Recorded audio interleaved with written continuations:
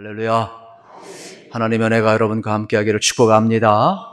오늘은 성품 시리즈 두 번째 시간이 되겠습니다. 하나님은 진실하시다. 이러한 말씀을 함께 나누고자 합니다. 여러분, 우리가 흔히 듣는 말 가운데 하나는 뭐냐면 사람은 인품이 좋아야 합니다. 사람은 성품이 좋아야 합니다. 사람은 인성이 좋아야 합니다. 이러한 이야기를 듣지 않습니까? 처음에는 그게 무슨 말인지 모르지요. 그러나 살다 보면 이게 참 중요한 것임을 우리는 발견을 하게 되는 겁니다.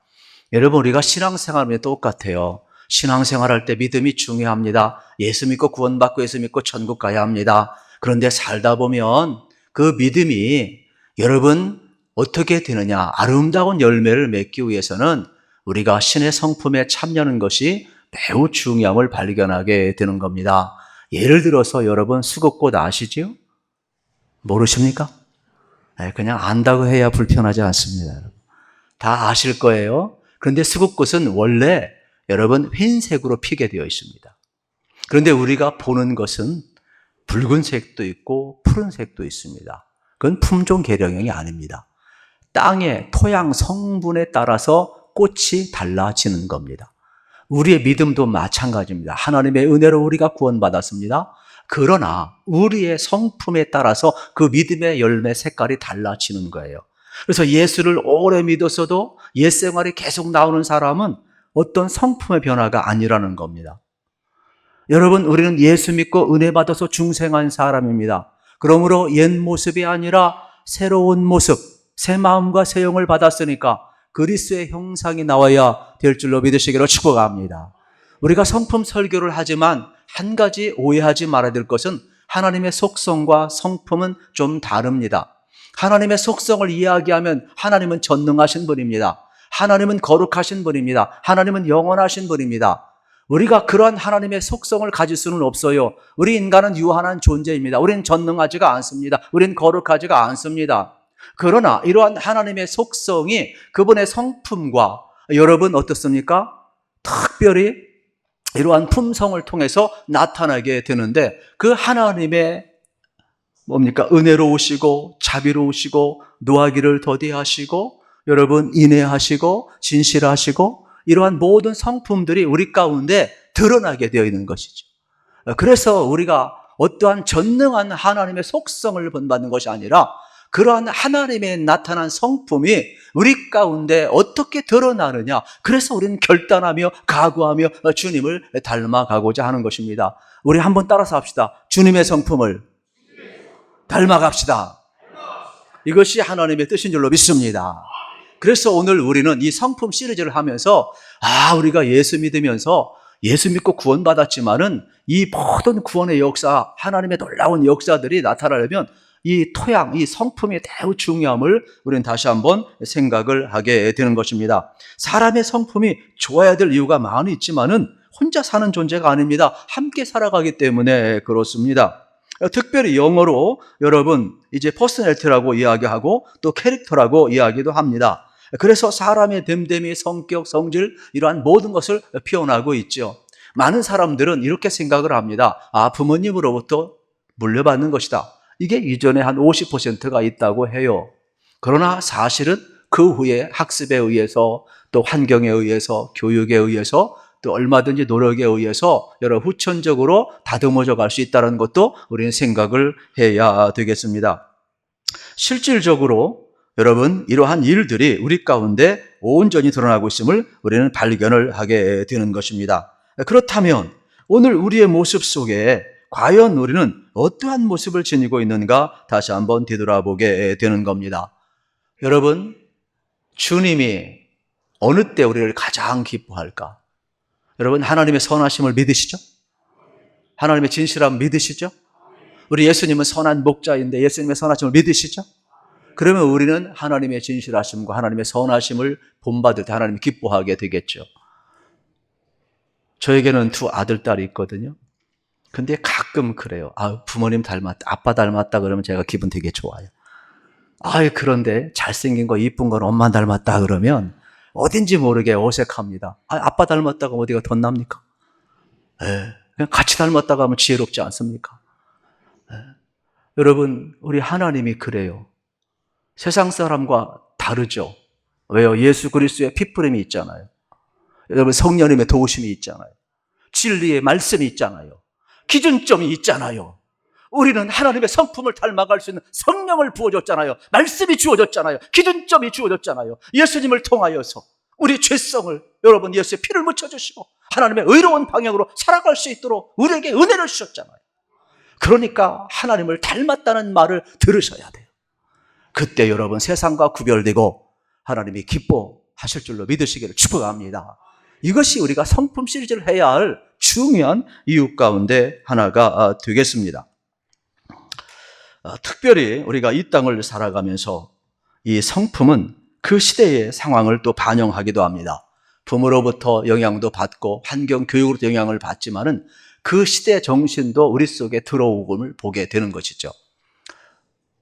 예를 들면 이런 거예요. 상품 백화점이 무너지고 성수대교가 무너지고 저 광주의 아파트가 무너지고 오늘날 수많은 사건 사고들이 이렇게 일어나는 것은 오늘 우리 시대의 정신을 반영하고 있음을 발견하게 되어야 합니다.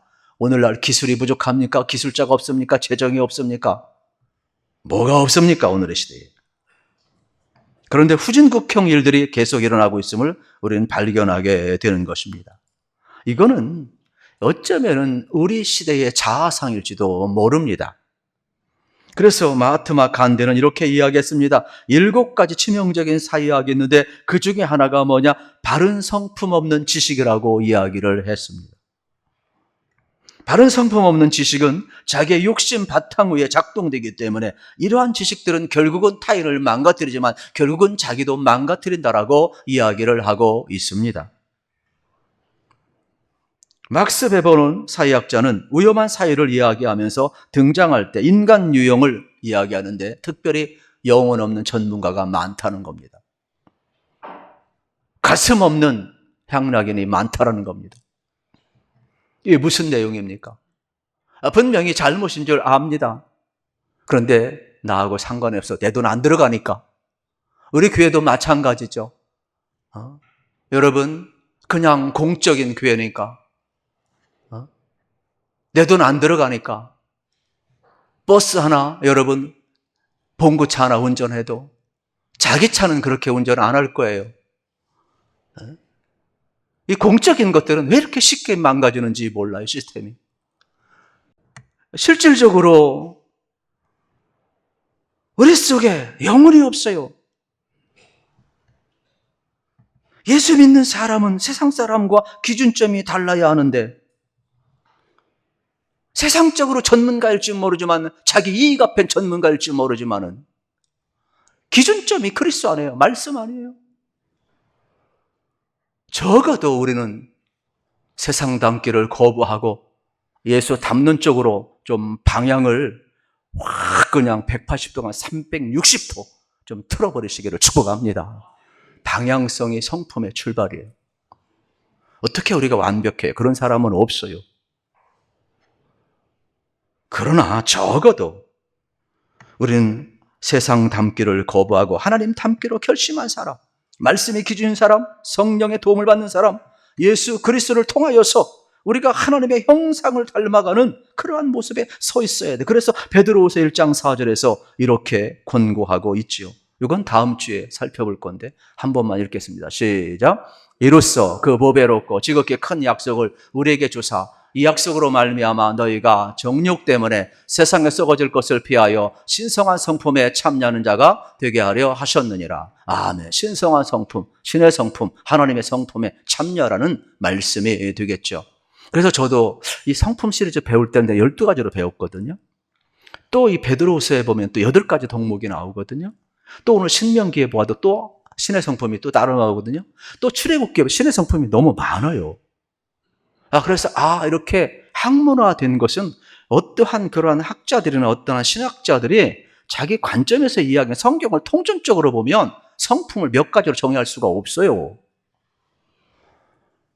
그래서 저도 제가 배운 것 플러스 하나하나 이렇게 더 업그레이드 시켜가면서 나눌 수밖에 없어요. 그러니까 여러분들이 책을 보고 아무리 유튜브를 보고 많이 보아도 그냥 몇 가지 딱 정해진 것은 그분의 관점에서 그런 것이, 성경을 한번 보세요. 그렇지 않아요, 여러분. 그래서 하나님 주신 은혜가 얼마나 여러분 우리에게 무한한지 모릅니다.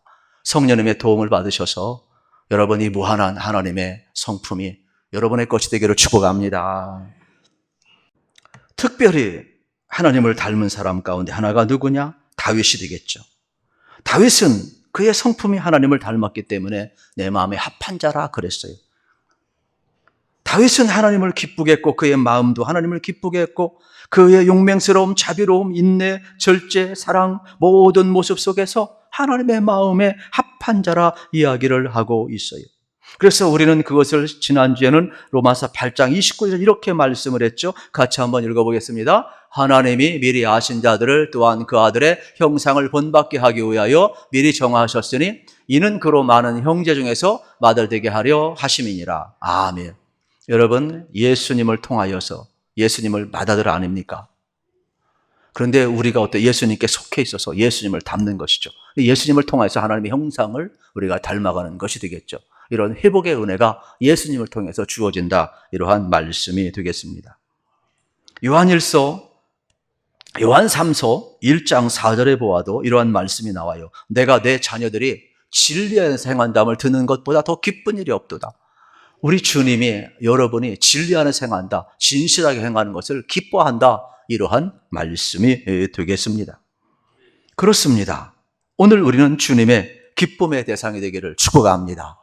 그런데 진리의 반대편에 선 사람도 있지요. 잠언 11장 3절 말씀에 보면 정직한 자의 성실은 자기를 인도하거니와 사악한 자의 폐역은 자기를 망하게 하느니라 말씀하고 있습니다. 그러므로 오늘 우리는 기억을 해야만 합니다. 성실한 자는 성실히 그림자가 되어서 그의 성실을 이끌어가게 될 것입니다. 그러나 사악하고 패역한 자는 그것이 그림자가 되어서 그의 성품이 되어서 그의 삶을 이끌어가게 될 것입니다. 저는 여러분의 진실함이 여러분의 그림자가 되어서 여러분의 인생을 형성하시기를 우리 주님의 이름으로 축복합니다. 오늘 4절 말씀에 하나님의 성품이 나옵니다. 같이 한번 읽겠습니다. 그는 반석이시니 그가 하신 일이 완전하고 그의 모든 길이 정의롭고 진실하고 거짓이 없으신 하나님이시니 공의로우시고 바르시도다. 아멘. 이러한 모든 하나님의 성품을 한마디로 이야기하면 오늘은 진실하시도다. 이렇게 정의를 내릴 수가 있게 되겠습니다. 예수님의 생애도 한번 보세요. 얼마나 사람을 진실하게 대했는지 몰라요. 똑똑하다는 사람, 바리새인, 서기관, 헤롯 당들은 그의 성품 자체가 맨날 시비 거는 겁니다. 말을 해도 맨날 토달고 맨날 그냥 예수님 함정이나 파고 맨날 트러블 메이커였습니다. 그런데 예수님은 어떻습니까? 예수님은 항상 진실하게 대했습니다. 예수님은 분쟁 있는 그곳에 평화가 임했습니다. 사람들에게 소외된 세례 죄인들, 심지어는 사람 앞에 버림받은 여러분 사마리아인 우물가에서 만나주지 않습니까? 우리 주님은 심지어 그의 성품이 십자가에 못 박혀 죽는 데서도 나타나요. 저는 이 말씀을 들을 때마다 제가 항상 오열하는데 어떻게 그럴 수 있을까? 어떻게 우리가 자기를 십자가에 못 박는 자들을 향하여 아버지, 저들은 저들의 죄를 모릅니다. 용서해 주세요. 어떻게 진실할 수 있을까? 저는 많은 은혜가 되지만 이 말씀을 대할 때마다 그냥 무너져 내려버려요. 어떻게 그럴 수 있을까? 이게 신의 성품이에요. 마지막까지도 진실하셨던 게 우리 주님이세요. 어려운 겁니다, 여러분. 근데 주님은 그렇게 대하셨어요. 지난주에 말씀드린 것 다시 한번 상기시켜 드립니다. 빌 하이벨스 목사님이 아무도 보는 이 없을 때 당신은 누구인가 해서 이렇게 여러분 정의를 내렸습니다. 인격이란 아무도 보는 사람이 없을 때 우리가 하는 행동이다. 인격은 다른 사람들에게 대해 생각하는 바 평판과 다르다. 인격은 성공이나 성취와도 다르다. 인격은 우리가 무엇을 했는가가 아니라 우리가 어떠한 사람인가 하는 것이다. 사랑하는 성도 여러분, 항상 하나님 앞에 살아가시기를 축복합니다. 우리가 무엇을 했느냐보다 더 중요한 것은 우리가 하나님 앞에 어떠한 사람인가가 더 중요함을 발견하게 되는 겁니다. 진실한 나를 찾아야 됩니다. 물건도 개조하지 않습니까? 사람도 고쳤을 수 있습니다. 그렇기 때문에 사람이 위대한 것 아니겠습니까? 여러분이 진리를 알겠더니 진리가 너희를 자유케 하리라. 요한복음 8장 32절 기억하시죠? 이 진리는 예수님이에요. 말씀이에요. 더 오늘 본문하고 연결시키면은 진실이에요. 진실. 여러분, 진실은 여러분을 속박하는 것 같지만 속박하는 게 여러분을 자유케 합니다. 세상은 거짓이 난무하고 편승하게 만들고 있지만 우리는 어떻습니까? 오히려 진실함으로 우리 자신이 여러분 속박되는 것이 아니라 그 진실이 여러분을 깊게 만들 것이고 자유하게 만들 것임을 믿으시기를 축복합니다. 헤드 클라우드의 인테그리티라는 책에 보면 성공한 사람들의 세 가지 특징이 나옵니다. 첫째, 대부분 자기 분야에 뛰어난 전문성, 능력이 있었다는 것이 첫 번째 특징입니다. 두 번째는 자기만 성공하는 것이 아니라 다른 사람들의 능력도 인정해주며 그들과 네트워크 형성하고 다른 사람도 성공시키는 사람이었다고 이야기를 합니다. 그리고 세 번째 특징은 바로 일관되게 진실한 사람이었다는 것입니다. 여러분, 성공한 사람의 특징이 일관되게 진실했다는 것은 우리에게 시사한 것이 매우 큼을 발견하게 되는 것입니다. 하나님 앞에서, 타자 앞에서, 자기 자신 앞에서 일관되게 진실한 삶을 추구하시기를 우리 주님의 이름으로 축복합니다. 오늘날 무너지는 것은 진실이 사라지기 때문에 그렇습니다. 진실을 말하면 손해보는 것 같기 때문에 그렇습니다. 그러나 여러분, 결코 그렇지 않습니다. 아무리 탁월한 것 같아도, 아무리 능력이 많은 것 같아도 진실성이 없다면 그 사람과 함께 하기가 어렵습니다. 여러분, 누가 여러분하고 여행을 가자 그러면 믿을 사람하고 가지 믿지 못할 사람하고 갈 사람이 어디 있겠습니까? 사업을 하자, 동업을 하자 그러면 진실한 사람을 하고 하지 믿을 수 없는 사람하고 어떻게 여러분 동업을 할 수 있겠습니까? 우리가 하나부터 열까지 신실함이 없으면 함께 할 수 없음을 우리는 발견하게 되는 것입니다. 그러므로 저는 여러분들에게 주어진 이 하나님의 성품 진실함이 꼭 여러분의 것이 되기를 우리 주님의 이름으로 축복합니다. 이 진실함 속에는 신뢰라는 단어가 포함되어 있습니다.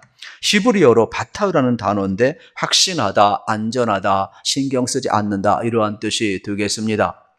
여러분, 아버지가 딸에게 야, 차 타 그러면 어떻습니까? 딸은 의심하지 않습니다. 경계하지 않습니다. 문을 안 열어줘도 자기가 열고라도 들어갑니다. 왜요? 안전하기 때문에. 왜요? 신뢰가 있기 때문에요.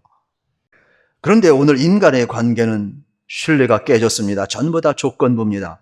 국제관계도 마찬가지입니다. 상호 이익에 의해서 이루어지고 있습니다. 만약에 상호 이익이 안 이루어지면 금방 적대 관계가 되는 겁니다. 이게 인간관계고 국제관계인 것입니다. 진정한 신뢰는 어디서 올까? 여러분, 하나님의 죄인된 우리를 사랑하시고 관심을 가지고 돌보시고 무조건 사랑하셨던 것을 우리는 기억을 해야 합니다. 그래서 하나님은 은혜롭고 자비로우시고 노하기를 더디하신다 말씀했는데 그의 인해 하나님의 헤세드, 여러분 하나님의 사랑이 우리 가운데 온 사람은 하나님의 성품이 나오게 되었어요. 왜요? 내가 주님으로부터 용서받았고 주님으로부터 사랑받았으니까 남을 용서할 수 있고 남을 사랑할 수 있어요. 그러므로 저는 하나님의 성품이 여러분에게 흘러가시기를 축복합니다. 그게 은혜입니다.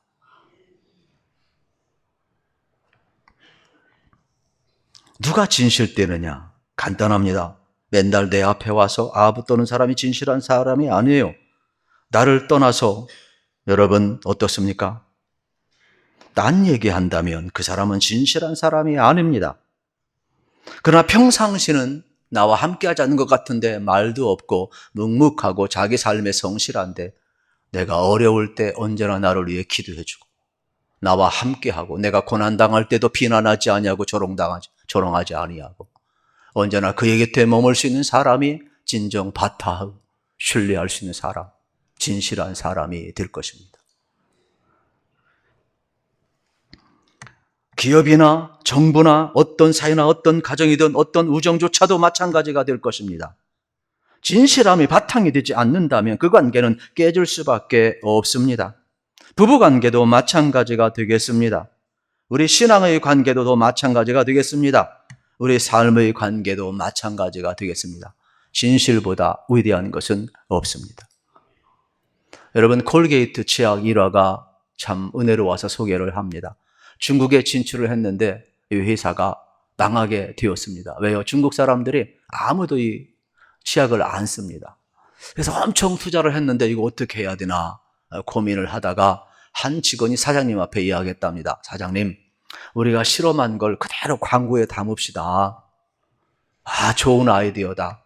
그래가지고 막 천문학적으로 막 광고에도 안 되었는데 있는 그대로 광고를 했답니다. 여러분이 보실 때 치아는 하얗지만 현미경으로 보면 송송송송 다 구멍이 나 있습니다. 그런데 이 콜게이트 치약을 쓰면 불소 성분이 있어서 그 송송송송 난 그 치아를 다 메꿔줘서 치아는 튼튼합니다. 이렇게 있는 그대로 실험의 결과를 광고를 했답니다. 그랬더니 중국 사람들이 완전히 뒤집어져 가지고 전부 다 콜게이트 치약을 썼다는 그러한 일화가 있습니다. 여기에서 주는 시사점은 뭘까요? 있는 그대로 여러분, 진실은 반드시 통하게 되어 있음을 다시 한번 발견하게 되는 것입니다. 그렇습니다. 진실은 힘이 있습니다. 여러분, 우리 주님께서 우리를 그렇게 대하시고 우리를 그렇게 사랑하고 있습니다. 진노하실 때도 우리 주님은 진실하십니다. 심판하실 때도 진실하십니다. 용서하실 때도 진실하십니다. 우리를 만나주실 때, 우리를 아껴줄 때도 진실하심을 우리는 발견하게 되는 겁니다. 여러분, 육신적으로 이야기하면 내 몸이 아파요. 그런데 살고 싶으면 아픈 건 아프다고 하시기를 바랍니다. 안 아프다고 하시면 안 아픈 게 아니에요. 의사 앞에 가서는 다 진술을 하잖아요. 네? 부끄러워도 다 노출해야 하잖아요. 왜요? 고치려고. 네? 안 아프다고 그러면 암덩이만 키우는 거예요. 아프면 아프다고 그랬어요. 진실보다 위대한 건 없어요. 여러분, 하나님 앞에 와서 어떻게 하시겠습니까? 하나님은 여러분을 은혜롭고 자비로우시고 노하기를 더디하시며 이래하시고 긍휼을 베푸시며 사랑하시며 여러분 진심으로 여러분을 대하고 있어요. 그러므로 하나님 앞에 왔을 때 여러분도 하나님을 진심으로 대하시기를 축복합니다. 그래서 여러분의 생애가 여러분 다시 한번 하나님 앞에서나 자신 앞에서나 타인 앞에서 여호와가 진실하시. 우리도 그 성품을 닮아갈 때 여러분 하나님의 놀라운 역사는 여러분을 통하여서 일어남을 믿으시기를 축복합니다. 그래서 다시 한번 우리는 이 하나님의 성품이 여러분의 성품이 되고 하나님과 친밀해져서 예수님의 성품, 이 진실함이 여러분의 것이 되어서 거짓된 이 세상에 역시 하나님의 사람은 다르다. 하나님의 역사가 나타나기를 축복합니다.